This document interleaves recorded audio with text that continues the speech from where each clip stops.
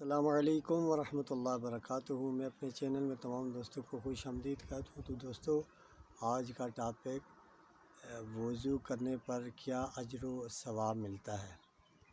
اللہ کے رسول صلی اللہ علیہ وسلم نے فرمایا، جب بندہ وضو کرنے سے پہلے بسم اللہ پڑھ لیتا ہے، الحمدللہ پڑھ لیتا ہے، جب تک وہ وضو میں رہتا ہے تو اس کے لیے فرشتے نیکیاں لکھتے رہتے ہیں۔ یہ پہلا اجر و ثواب ہے۔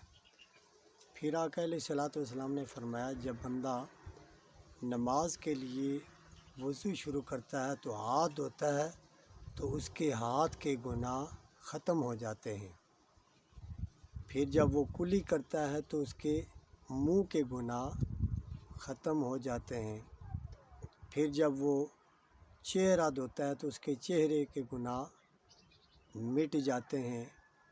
پھر جب وہ سر کا مسح کرتا ہے اس کے سر کے گناہ مٹ جاتے ہیں۔ جب وہ کانوں کا مسح کرتا ہے اس کے کانوں کے گناہ مٹ جاتے ہیں۔ پھر جب وہ پاؤں دھوتا ہے اس کے پاؤں کے گناہ مٹ جاتے ہیں، حتیٰ کہ پاؤں کے ناخنوں کے گناہ بھی ختم ہو جاتے ہیں۔